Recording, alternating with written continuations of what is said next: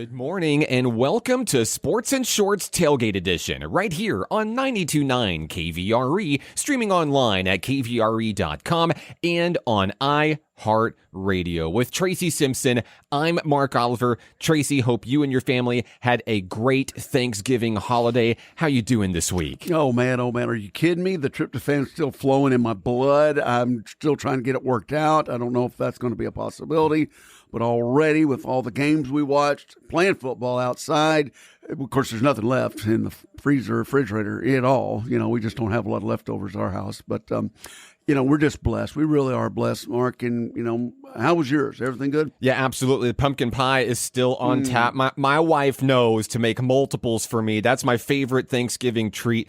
Certainly a tradition in the Oliver house, too. Hey, you mentioned watching football, some great games on Thanksgiving Thursday. And when we talk about traditions, Tracy, Thanksgiving's over, which means, Christmas music is now blaring on every music device for the next few weeks. And we're smack dab in the middle of the holiday season. And with the holidays come those traditions. Of course, I'm sure many of our listeners sat down and watched NFL games on Thanksgiving. And of course, now on Christmas Day, the NFL and the NBA will be featuring Christmas Day games as well. There's a lot of traditions when it comes to holidays in sports, a lot of traditions just in sports in general. But we begin this week's show with one tradition that, in my opinion, has gotten a bit out of hand and, in my hottest of hot takes, may need to finally be retired. Tracy, I'm talking about storming the field. It's a phenomenon that dated back to 1876. It's a feat that's supposed to,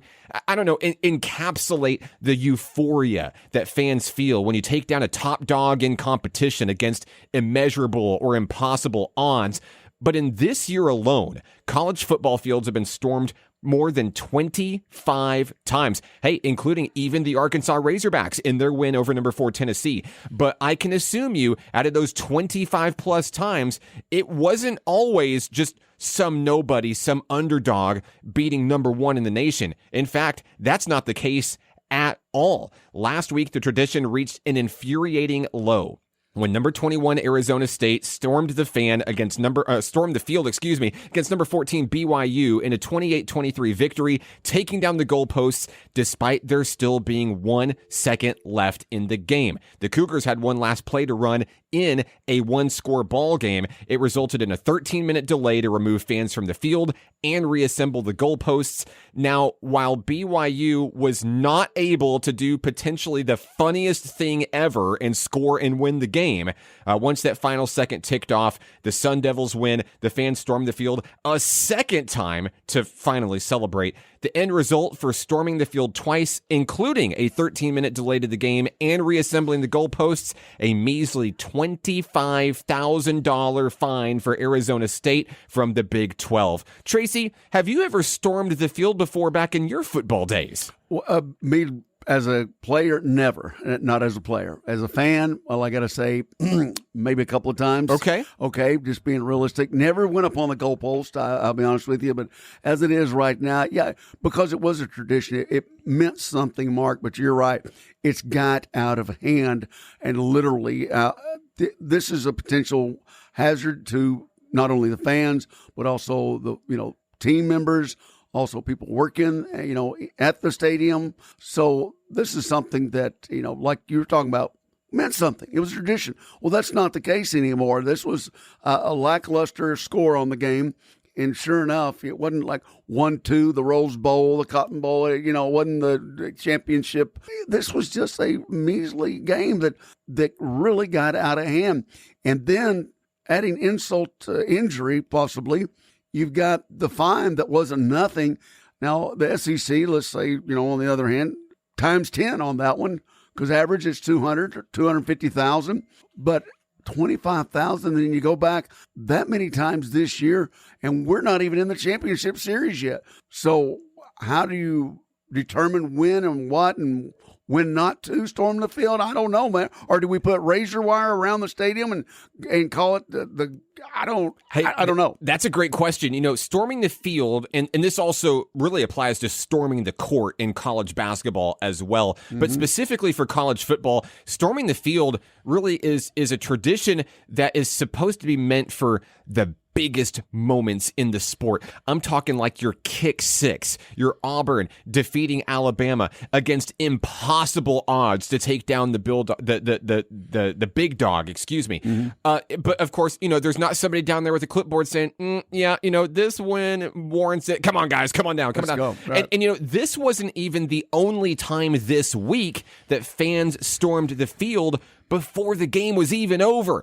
Oklahoma fans stormed the field with 28 seconds remaining in what was admittedly a dominating win over number 7 Alabama. But even though the field was eventually cleared, Oklahoma had to take that one final knee to seal, the program's biggest win of the season. But like we said, in the SEC, those fines are elevated, and now Oklahoma will have to pay Alabama $200,000 as a first-time violator of the access to competition area policy. The fine was double what it normally would have been because the fans, just like in the ASU game, rushed the field twice. Get on the field once. Oh, there's still time left. Let's get off. And let's do it again, right? So, yeah. I don't know. This is not a marquee matchup. Alabama is not the number 1 Alabama that it used to be. And what constitutes a scenario, a win that's big enough to storm the field? And really, what is it going to take for this to stop? Because here's the deal. Fans are rushing the field really for any reason possible at this point. We said 25 times this year, it's getting out of hand. It's in matchups that don't really even warrant the celebration to begin with. We talked about the fines. They're pretty cheap for some schools, for SEC schools a little bit more, but that doesn't even include the cost of destruction of property that goes in with it as well. Tons. Replacing a torn down goalpost can cost as much as $100,000 for the product, the delivery, and the setup. And fans are also tearing up the grass fields. They're damaging turf. Grounds crews have to take care of that. They have to clean up debris left by storming fans, because even though there were some instances where fans stormed the field, there's a lot of other instances this season where fans are just throwing trash on the field, and the cleanup effort. And of course, for the natural grass surfaces, the lawnmowers run over broken bottles or cans or sunglasses and tear up equipment. There's so much more as you go down the rabbit hole on just the amount of cost that's accumulated by a few seconds of a euphoric lapse in judgment, I'd like to call it. And here's the deal. I've thought about this a lot throughout the week, and I really decided that I think I'm on the sides of the universities here, because the universities are being fined when these events happen, but I don't necessarily know that it's completely fair, because you watch these unfold on TV, right? There's police and there's security at the game, but you never see them immediately go and try to corral the fans. It's a safety issue for them as well. The ones wearing the badge, the ones wearing the uniform, to not get involved, because it's, a few dozen, few hundred versus thousands of storming crazy college fans, some of them with a lot of alcohol on their bellies. Exactly. It's a safety issue there. So how can schools realistically keep these players off the field? They can't just have the AD stand on the field with a megaphone or a microphone. Hey, get off the field, get off the field. So, and of course, like I said, this also happens in college basketball as well. If you remember, earlier this year, way back in January, in NCAA women's college basketball, it was Ohio State beating Caitlin Clark's Iowa team. They stormed the court. Caitlin Clark was knocked down in the stampede. Could you imagine if women's basketball's golden goose received not even a season-ending injury, but a career-ending injury in a stampede from players storming the court? Hey, you talked about being a player before. In these moments, it's got to be really scary to be a player in those moments. Well, absolutely, especially, and this goes back 100 years, of course, when we won state, but here comes all the fans and everything. But, and it was moderately, I'm just say chaos for a little while, but then things settled in and it was okay. But this was, of course, in front of 20,000 people, not 80,000 people. And of course, not 80,000 are going to go down there, but the front line, that 30 who are fanatic anyway, they're getting down there on the field. But you're looking at something that has got controlled, all written all over it, and there's no way to control it. Do you do high fences or something of that nature? Now you're blocking the view of a $10,000 seat, or or whatever the case is. But yeah, this has got to definitely be under control. Fines are not going. I don't care what you do. Fines aren't going to do it, Mark, and obviously not. And you're not going to put enough police enforcement out there to be able to justify what it's going to cost for that, and the manpower like you're talking about. Now, being at college games through the last couple of years, whether it's at UCA or Arkansas Tech or Arkansas, now they do announce at the end of the game, which it didn't help. It didn't help with Tennessee. They did announce, do not come on the field. Now, here's the deal. Was anybody arrested? No. No. You know who got the run end of it? The school. The school did. The school always takes the fall for it. And there's parts of the story that aren't always publicized either. Fine, you see them and, first they'll tear down the goalpost and the school has to pay for that to come back in. And sometimes the donors will step up and help bail out the schools. But that's not always the case. For SEC schools, maybe. But what about these smaller schools out here? So, and then the other things too is that fans are getting hurt. Maybe not in droves, maybe not in large numbers. I had to dig back in the history books where one fan even died from a goalpost falling on top of them back in the 80s. But fans are getting hurt, and then the schools have to pay out more money with lawsuit settlements to these fans, which is crazy, absolutely crazy to me. You make a decision to come onto the playing surface when you know you're not supposed to. So how do we stop it, right? You mentioned one idea, which is installing that protective fencing around the playing surface. It's going to obstruct the view, and it could still potentially be destroyed by a rowdy mob of fans. They do it at soccer. They do it all the time. They're going to tear it down one way or another, and then you've got entrapment issues. You're already dealing with stampedes as it is. There could be more injuries that come when you apply protective fencing that's meant to protect, but it'll actually harm. And then the other thing that you mentioned too is enacting legal ramifications on the personal level. Don't worry about fines. Start making the fans themselves accountable for trespassing on a playing surface after the game is over. Potentially even stadium bans for the fans is something that I saw suggested, which I'm not super sure that anybody would actually enact, because if you ban the fans from college games, you're losing your own revenue by doing that. But like we said, when we're dealing with thousands of people, how's the police force? How's Fayetteville, Arkansas? How's Fayetteville PD going to identify, okay, well, let's sit here. Let's use all of our manpower to study footage over and over and over, find out, all right, we're issuing you a citation. We don't know who this guy is because they probably traveled from Ryzen or somewhere else in the state. Are they going to do it like the White House? Is it going to take 3 years for one game? Well, or 5 years? I mean, think about it, Mark. Something really, really bad is going to happen. And that's what's going to stop this. I'm telling you, until something like somebody, like you said, gets killed or hurt. Okay, so but let's pretend. Let's pretend that somebody did die during these encounters that we saw last week. We saw 2 games where the field was stormed before the game was even over, which really resulted in multiple stormings for the same game. Let's assume somebody did die. What's the fix? How do we stop it? Because I promise you, if the universities and the local police departments do not find a situation soon, they're going to deal with the very real situation of that happening. And there's going to be a lot of money coughed up all across the board that is unnecessary. Well, okay, let's go back. You said in the 80s. All right, well, the 80s are nothing compared to nowadays, where you've got a camera every angle, everywhere, in every direction. True. So, yes, you can enforce that now. And absolutely, that's what's going to boil down to. You're right. It's going to have to come down to possibly being in court. I'm just telling you right now. And they will study the film because there are cameras everywhere. And, this is something, the remedy, there's not one. Even with somebody getting hurt real bad or even killed like you're talking about, they're still going to do it, Mark.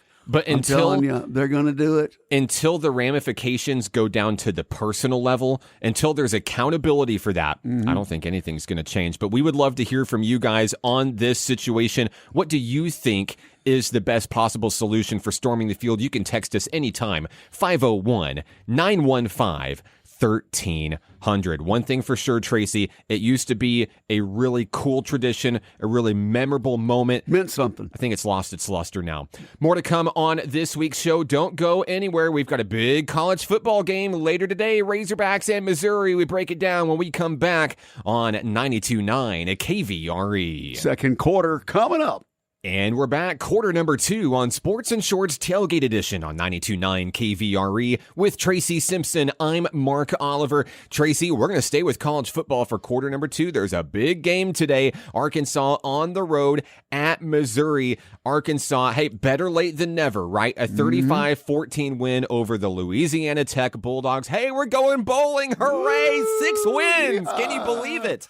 Wow. Well, that didn't have the same effect that I was hoping that it would. I'll be honest with you. Nobody's storming the studio. No, and please don't, But listen, crisis averted. I guess the Razorbacks are going bowling, and now they're on the road at number 23 Missouri. And while the Tigers are only a 3.5-point favorite, Missouri, like we talked about, does seem to have the Razorbacks number in recent years. In the past 15 meetings, Missouri is 11-4. They've won 7 of the past 8, and the Razorbacks have never won in Columbia, although technically I do have to tell you they beat Missouri when the game was played in St. Louis back in 1944. But Arkansas and Missouri both headed to bowl games. They just don't know which one. And given the number of teams from the SEC that are already bowl eligible, it's safe to say that the destination will improve for whoever wins this latest edition of the border rivalry. Arkansas has been linked to the Birmingham and Liberty Bowls, while Missouri has been linked to the Las Vegas and Gator Bowls. But Tracy, Talon Green's been battling injury adversity all season long,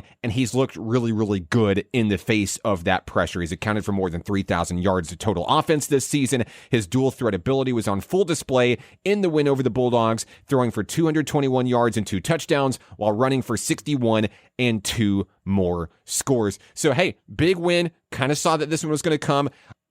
It gets him to the bowl, yes, but I still think that there is uncertainty about who's going to be the head hog after this season.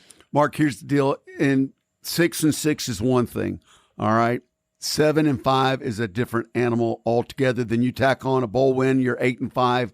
Yeah, that saves his job. And from my perspective, all right, 6-6, 7-6, a maybe. Okay. But you're 500. Woohoo! We're storming the studio again. But is this what the Arkansas fans have come to expect, though, that mediocre is acceptable?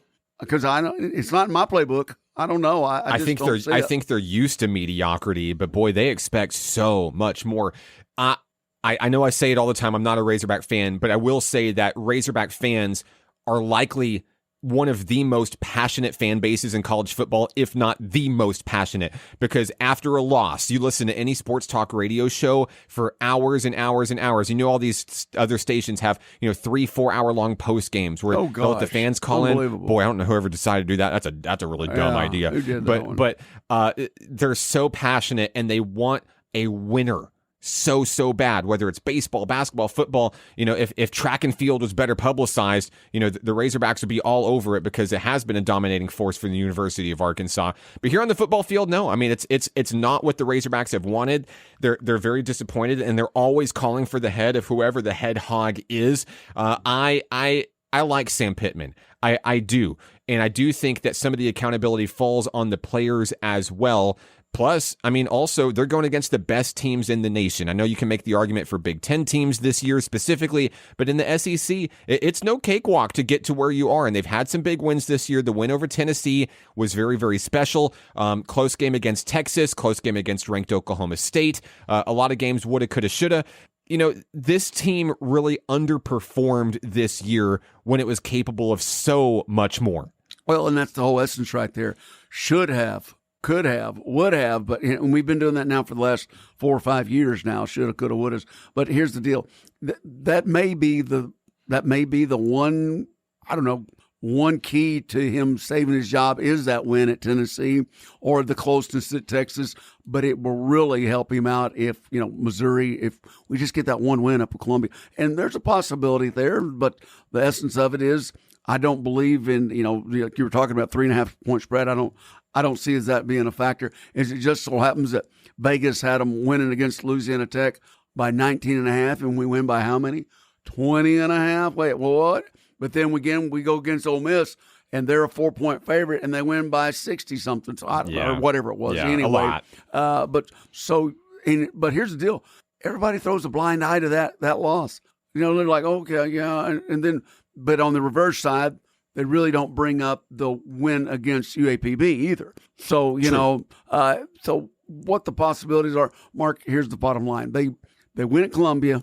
They get a good, decent bowl because the bowls are different too at 6-6 and 7-5. This is true. I mean, totally different. You're talking another $400,000 to $500,000, and then your possibility of playing on New Year's, which nobody wants to play in December. Nobody does. You want to get to January. You want to get to January. That's that's going to be memorable right there. So 7-5. I say Pittman because I've been around Pittman before. You and we've been at banquets and such like that. Oh yeah, the guy's very personable. He is that. He's a rah coach, but he just hasn't been able to get over that hump. He goes 7-5, wins a bowl, he stays. Yeah, I think I agree with that. I do think I agree with that because who are you going to go get? That's nobody. That's what I'm always saying. Is who are you going to go get? Mark, he was the fourth one in line when he got the job. This is true. Okay, nobody wants the Arkansas job. Trust me. People did not want to come to Arkansas, and that's the hard pill to swallow. SEC play, and I would be honest with you, when Frank Broyles came into the SEC, everybody went, "What are you doing?" Well, for whatever Frank Broyles, in all of his years of football, he saw the writing on the wall with the SEC being the most dominant as far as in college sports. He saw that down the line. So I'm going to tell you right now, it does look like that he made the right decision there. Are we in the right decision staying in the SEC? Well, that's a money thing right there. You heard Pittman say the other day, look, we're getting $100,000 a player. We need to be at the $300,000. Now, he said that. That wasn't just something that was in his deal. So where's all this money that we're supposed to be getting when we built a brand new stadium and now holding 75,000 people and blah, blah, blah, and we're still only getting 100,000 a kid? Wow. Now, something's got to give right there. We got to give an 8-5 season. That'll give it. Well, let's talk about how we get there. First, we got to take down Missouri. Quarterback Brady Cook will be the main target for Arkansas's defense today. Cook's playing his final home game of his career. He's a St. Louis native, and he'd love nothing more than to go out with a win. He's been injured too this season, just like Talon Green, but had a pretty good performance against Mississippi State, where he threw for 268 yards and a touchdown with no interceptions. But possibly the biggest target for the Arkansas defense is a wide receiver by the name of Luther Burden III. He will likely be a first-round NFL draft pick should he opt out of his senior season and declare for the draft. He's dealt with some injuries this season, but has caught 60 passes for 655 yards and 9 scores. It could be a very cool receiver battle between Burden III and Armstrong for Arkansas, but the offense has to match score for score. Defensively, you've got to come in, and if you have the lead, I don't care when you have it, if you have the lead, you must supplement your lead with the running game. Well, good luck on that one, Mark, okay? I'm sorry. You're going back to one of your old sayings, a two-headed monster. We need a three-headed monster altogether because none of their wheels are all rolling right now. None of them are. I don't care. And they've all got to be back at it because when it comes time for bowl selection, these guys got to get ready for another game. It's not like they're going to go to the playoffs or anytime soon. So the bowl is their playoff. All right. So they got to get healthy. And if you win this weekend and you don't have to play for another month, well, how much healthier are you going to be then? So, Mark, that's a huge effort. So many of these games is, coming up today and later on this evening is going to be the telltale of what the playoff picture is, which we'll be talking about next week, and also the bowl picture all together. I think some of the games today that are just so important. You think of rivalry, everybody's saying Arkansas, Texas, the Texas A&M Texas game. People don't realize how big of a rivalry that is in Texas. I'm telling you. And that's at Texas A&M with a 6:30 kickoff. So many rivalries here for that final regular season game. You got Ohio State and Michigan. Mm-hmm. You got Georgia and Georgia Tech, Tennessee Vanderbilt, Clemson, South Carolina, Alabama, Auburn, Ole Miss, Mississippi State. The list goes on and on. There should be some really good football being played because, we say it all the time, got to throw out those record books because it's personal. It doesn't matter who's going to a bowl, who's not going to a bowl, who's ranked, who's not ranked. This is for bragging rights around your state, around your hometown, whose college has the ability to talk the talk and walk the walk. And Mark, here's where I'm upset. We always talk about these polls. Polls is poll that, poll that. Look, how in the heck, and they go by the strength, of whoever they play. We know that, okay? And some computer figures it all out, or some smart person out in the middle of nowhere that they don't even want the people to know this. But you got the likes of Indiana. Yeah, they got thumped, okay? They got thumped. But they fell all the way from number 5 to 10, and then you got Army, who got thumped, but still they played a pretty good schedule, and they dropped all the way to 25th. Now, I mean, is that real? And then you got the likes of, well, and I may make some people upset, Alabama at 8-3 and still in ranked 13th. And even if you take Alabama out of the equation, you have multiple 3-loss teams ahead of 1-loss teams in the poll. Come on. That really, I mean. And I get it. They play different levels of competition. The strength schedule. They always bring that up. How many times do you hear that? The strength schedule. So what? Hey, these teams, these players, they're performing against who's in front of them on the schedule. They don't get to choose the schedule. No, they don't. And you know what? I just think it's a shame. And then also, here's what's going to be another big we're going to be talking about next week is the teams that get a bye. Oh, it's not the top 4. It's not. It's not, because it can only be one team out of. There can't be two from the same conference. No. That's going to cause a lot of trouble. I don't know if they thought that one through very well. Not take BYU is. No, let's not go there, please. We won't. We'll wait for this one next week. All right. No, but you're looking at potentially Boise State getting getting a bye when they're ranked number 11 in the nation right now. And their strength of schedule. Who have they played? Whoever's on the schedule in front of them. There you go. Big, tough. No, anyway. We got much more to talk about on the show this week. Don't go anywhere. When we come back, there's some controversy in Major League Baseball and some awards that we got to talk about as well. That's next right here on 92.9 KVRE. Third quarter coming up. And we're back. Sports and Shorts Tailgate Edition. Third quarter coming up right here on 92.9 KVRE with Tracy Simpson. I'm Mark Oliver. Now, Tracy, I know that baseball season is in the books, but we've got to check back in with the MLB, where a bit of controversy is happening over in Florida this month. In a letter from the Pinellas County Court Commission, Tampa Bay Rays ownership has until Sunday to declare whether they want to commit to the construction of a $1.3 billion stadium originally voted on in July. The Rays presidents have bit back, saying that the county hasn't done its job finalizing its bonds to ensure a 2028 delivery for the new ballpark. Rays ownership is now projecting a 2029 completion, which appears to be a major funding roadblock. The team has allegedly spent over $50 million toward building the new stadium, and both sides currently appear to be at an impasse. And of course, that's the future, but in the present, Tropicana Field is in no shape to field baseball games for the upcoming 2025 baseball season, no thanks to Hurricane Milton and its destruction of the field's fabric roof. Pause. Seriously, fabric roof for a stadium in Florida? Yeah. Really? Yeah. Go figure. Yeah. And now that's punted the Rays to Tampa's George M. Steinbrenner Field, which is the spring training home of the New York Yankees. Tracy, this is a mess already for an organization which, I'll be honest, has actually had marginal success and postseason success over the years, even advancing to a World Series.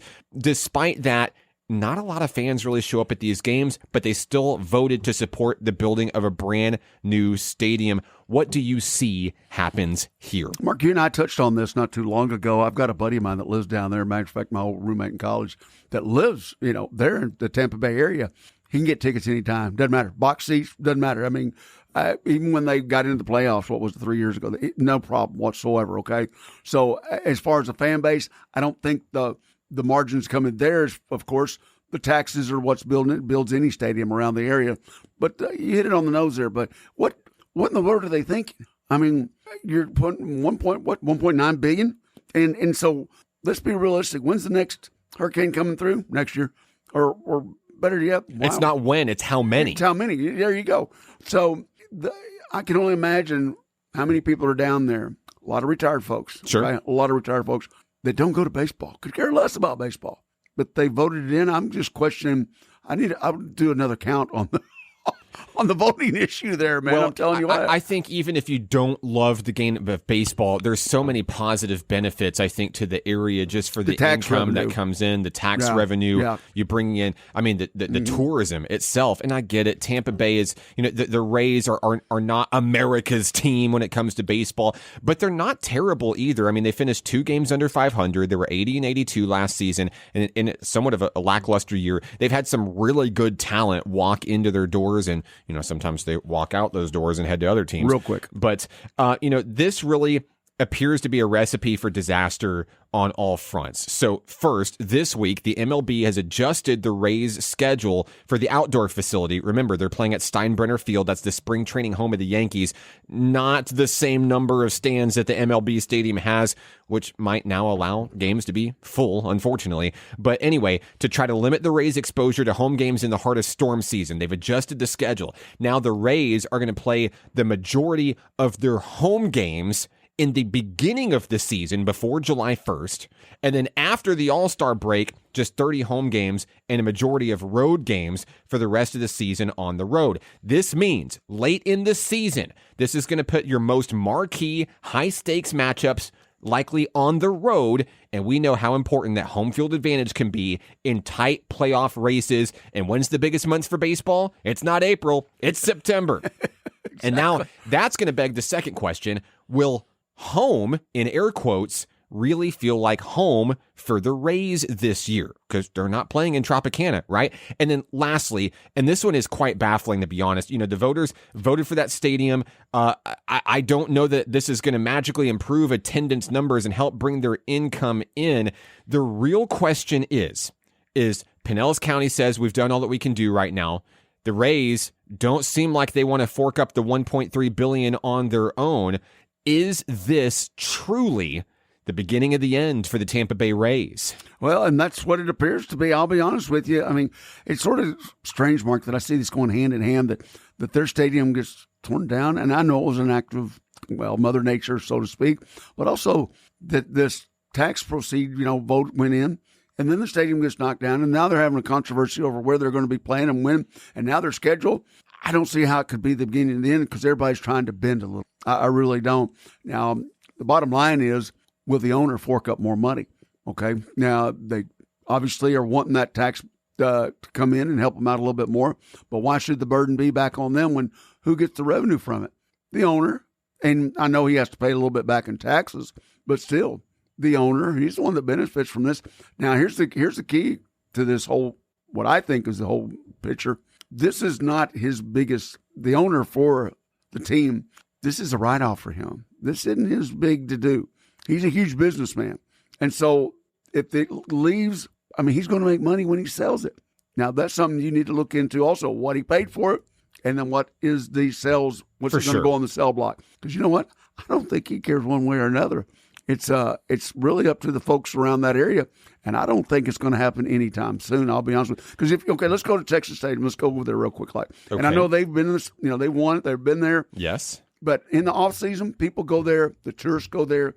There's shops in there. Yes. There's things you can do when it's not baseball season. I'll be honest with you. You can even buy. Hey, look at Jerry's World. You can go. There's a car dealership in there. So think of the revenue besides baseball that's affecting that whole area. That's the way I look at it. It's hard to see a scenario where really anybody wins in this case, no matter how this story plays out. The fans certainly aren't going to win on this one. The community and I would say the residents of Tampa Bay and Pinellas County certainly aren't going to win, especially if they move the team out of Tampa Bay, which has been rumored for years at this point anyway. I don't know that ownership wins here because you're putting the team, the players are definitely not going to win this year when you've got the likes of the Yankees and the Orioles dominating the AL East. The Blue Jays are right there in the mix. The Red Sox are getting better.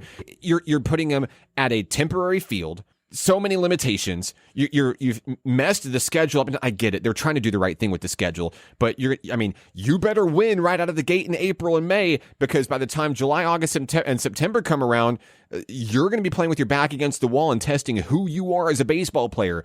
Ownership, I guess, loses pocket change. If they have to move the team, there's some cost incurred there.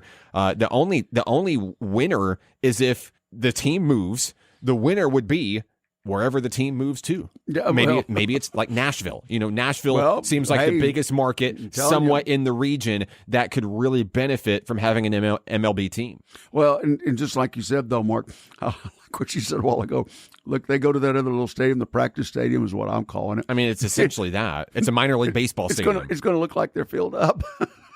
It will. I mean, it will. And, maybe for the psyche of the Rays players, maybe that will help. I don't know. I know that it's an outdoor facility and they're used to playing in a dome. So, we'll see how that all plays out. But, it's certainly a very troubling situation for baseball fans in general. Tracy, you want to be able to get to some of the postseason awards. We haven't had a chance to talk about some of them. Of course, we have AL and NL MVPs this year. And to no one's surprise, Aaron Judge and Shohei Ohtani take home those honors. Both of them unanimous. Judge gets his second AL MVP in 3 years. He paced the MLB with 58 homers, 144 RBIs, and a 701 slugging percentage. Ohtani also unanimous on the strength of a 50-50 season. He slashed 310, 390, 646, becoming the first full-time designated hitter to earn the award. And of course, now he has a World Series ring in that collection as well. It's something special right there. These guys,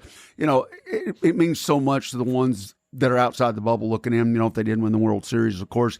And I think that just shows the credit of the competitiveness in baseball. It's not everybody that came from one team that gets the awards and stuff like that. So I think it's great for baseball, and I don't know who all you know more about this on the voting issues and stuff like that, but I think that's the key to making baseball healthy is that not everybody's from the teams that were in the World Series. I'll say it again.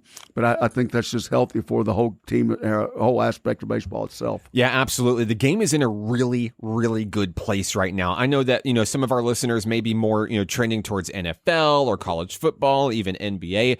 MLB is as good as it's been in decades right now. Perfect time to jump on and be a bandwagon fan for any team that you enjoy. Hey, let's talk about the Cy Young Awards. Of course, in the American League, Tariq Skubal gets the AL Cy Young for the Detroit Tigers. He had an 18-4 record. He fanned an MLB best 228 batters in 192 innings with a league best 2.39 ERA, taking home that elusive pitching triple crown, which we're starting to see a lot more of lately. Used to be very hard to do, not so much now. Yeah. It really just goes, I think, to the talent level of the pitchers that we see. And of course, the Detroit Tigers were phenomenal. The Cinderella team into the postseason, almost made it there, all the way to the ALCS, fell just a little bit short. That was a lot of fun. And then, of course, on the National League side, got to give it to Chris Sale, the veteran left-hander, getting to Atlanta, really regaining that elite status. He was pretty injury-ridden since he left the White Sox. Really tough time in Boston, a lot of injuries there. He went 18-3 this year, a career best in wins, had the MLB best 2.38 ERA and a National League best 225 strikeouts. He also gets the National League Comeback Player of the Year award. Congratulations to Chris Sale. No doubt about that. And here's the biggest ticket, I guess, right now. Which one of these guys winning these, which one will be gone? Which one are they going to stay in place, that kind of deal? Because now they've got something to say, hey, look, pay me. Show me the money. It's just that simple. And who's going to stay in place? And we'll be talking about that a little bit later on. You got the likes of, Blake Snell. Huge move. Yeah, huge. Like the Dodgers needed it. Huge. You know what I mean? Well, of course the Dodgers needed it because they've got a target on their back now, right? So, yeah, picking up Blake Snell from the San Francisco Giants. Mm-hmm. Boy, that's got to sting if you're a Giants fan out there, I'm sure. But a huge free agency signing, I believe he's the third highest pitcher in the league now. Only 182. Hey, but he's former Tampa Bay Ray, by the way, also. The full circle right here. You see what I'm saying? We got our start in Tampa Bay. Go Rays, right? But it's so funny, and it's such a good thing for Snell because he also had some injury concerns, ended up having to sign with San Francisco, had a breakout year, real big comeback year. He was also a candidate for Comeback Player of the Year in the NL. And look, now getting that big payday, just like Chris Sale. Chris Sale probably revitalized his career and has the opportunity, if he leaves Atlanta, goes and gets, a better deal somewhere else. But for guys like Skubal and just sports in Detroit in general. I looked at the NBA standings. If the postseason began today, the Detroit Pistons would be in. They were the worst team in the NBA last year. Of course, the Detroit Lions are now the favorite to win the Super Bowl. And of course, the Detroit Tigers were right there in the postseason mix. And as the Cinderella story, sports are back in Michigan, baby, and Detroit is flying high right now. Oh boy, I'm not going to Detroit. Sorry. I'll go. I got to do my 32 stadium tour. Haven't been to Detroit yet. Haven't been to Detroit. It's pretty nice there. I can't wait. Can't wait. I'm so excited. Yeah, stay downtown. We're going to come back in just a moment with our fourth quarter in today's action. Got some local stories to come your way. Don't go anywhere. Sports and Shorts Tailgate Edition in a moment on 92.9 KVRE. Fourth quarter coming up. And we're back. Sports and Shorts Tailgate Edition, 92.9 KVRE. He's Tracy Simpson, and I'm Mark Oliver. Time for some local stories here. Tracy, we begin with National Park College, where Nighthawk basketball is in full swing over at NPC. The Nighthawk men are 6-3 on the year, ranked number 21 in the nation. And Nighthawk women's basketball sitting at 7-3 in the early go this year. They had a big win over the number 15 team in the nation, Dallas College Richland, on Monday, taking them down by, they led in that game by as many as 40 points at one point. Coach Eddie Broughton Sr.'s Nighthawk women in dominating fashion. Hannah McLean, Kayla Kyra Garrett, and Landry Richardson really paving the way for the squad this year. They've got a really big event coming up Monday, December 2nd. It's the beginning of NJCAA Region 2 play. Everything, throw it out the window. This is the first game that matters. They welcome the Rockets and Lady Rockets of SAU Tech from Camden to National Park College. It's homecoming, and a big tailgate festivity is happening before tip-off of those games. There's free entry to the basketball games. They're going to have a bounce house with a 20-foot slide for the kids, hamburgers and hot dogs, face painting, hot cocoa bar, games and giveaways. You can take photos with Knox the Nighthawk, and you can meet the Nighthawk basketball teams Monday beginning at 5 o'clock at National Park College. Man, this is just exciting times around that region, especially at NPC. We love it, just seeing these kids get after it. And, of course, the positivity. You know, Mark, you brought it up last week when thinking about basketball at NPC, it was almost done. You know, think about that. And then all of a sudden the big turnaround, and hey, nothing but positive on the court right now for NPC. A lot of the local talent here playing, and you got to love it. And to have a day like that where the whole family can come out and have fun. You know what I mean? Whether it's the bouncy house or just going out and watching a good ball game, man. That's what it's all about. And hey, Nighthawk basketball is in full swing, and I think, you know, being supportive with those guys out there and gals, I think it's great for the whole town, man. You mentioned the local talent, of course, on the men's basketball side. Mondo Watkins of Lake Hamilton High School fame has really evolved to really the star of the show for this Nighthawk men's basketball team this year. He gets it done with scoring, with steals, great defense, great rebounding. He is not the biggest guy on the floor. I think he's like 6'1", and he's out there just putting his body on the line every single play, fighting to help his team win. Of course, he's a national champion. He has a ring from last year's incredible national championship run, and he came back to NPC to be a leader and to be one of the faces of this team in order to try to lead them back to the promised land. And then on the women's side, of course, we mentioned it's all new faces. Some of them are local. Natalie Jackson comes from Caddo Hills High School. There's a lot from all across Arkansas. Mina is represented really well. The Cossatot River area is represented really, really well. Shayla Doss comes from Magnolia, and Northwest Arkansas also has a lot of great talent as well. Aaliyah Hollins from Nashville High School. So a lot of local girls really paving the way and doing really good things. Hey, 7-3, they've already surpassed last year's win total for NPC. They're breaking a number of records on the women's basketball side, and you're starting to see these individual players rising up the all-time top 10 rankings for NPC. A lot of records are expected to fall this year. Hey, look, when you score almost 80 points for women's hit, that's something special. That's up and down the court. I'm telling you right now. Plus the defense was on cue. Everybody, you're talking about it. There's only so many girls on that team. It's limited.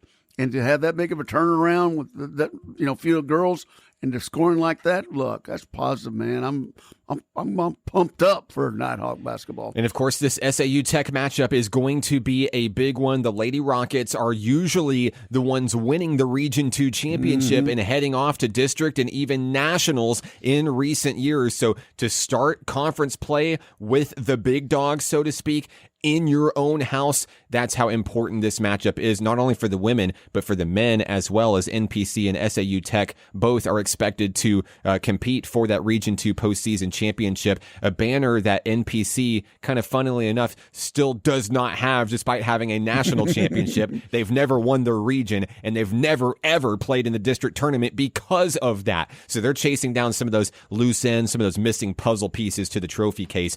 This game on Monday will go a long way in getting there. That's at 5:30, right? At the tip-off for the women's at 5:30, men at 7:30. Okay. As someone who may or may not be employed by National Park College, I will advise you to try to get there early if you can, because we're expecting actually a crowd exceeding capacity, and even to adjust to that, we're setting up a large projector outside the building. So if your kids are playing on the bounce house, they don't want to go in, I'm having fun, but I want to watch the game, well, we got you covered, right? So we'll have a projector screen with the game on. We also have started broadcasting the game in the lobby as well, for those that have to take bathroom breaks or go grab concessions so you don't miss a second of the game. And if you just can't do it on Monday night, of course, we've got the game for you live at np.edu/live with yours truly. What? Who's calling that thing?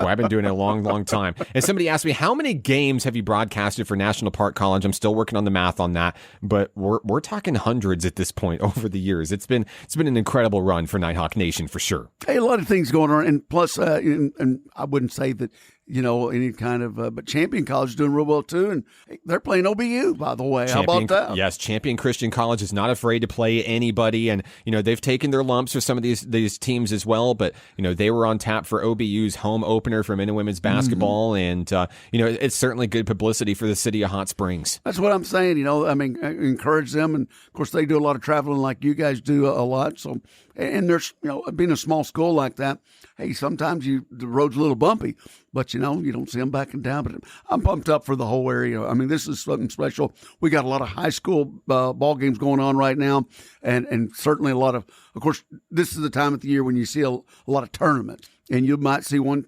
team playing in one tournament over here at one school, and then 3 days later, they're at another one, if they get bumped or something, you know what I'm saying? So, guys, it's alive and well.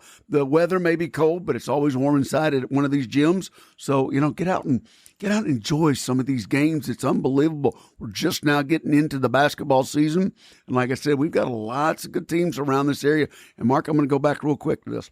You and I stated in week 0 about a team here regionally that we may see playing over at War Memorial. I'm switching gears in football. But guys, stay tuned, because we're going to be talking football a lot next week for the playoff picture for one of the teams that are regionally located that Mark and I had interviews with their coaches. Okay? Yeah, and we are really, really excited to have those local teams in the listening area get their due. That's our show this week. We'd like to thank you for joining us on 92.9 KVRE. He's Tracy Simpson. I'm Mark Oliver. You can catch us for Sports and Shorts Tailgate Edition every Saturday morning at 10 a.m. Fourth quarter, game's over.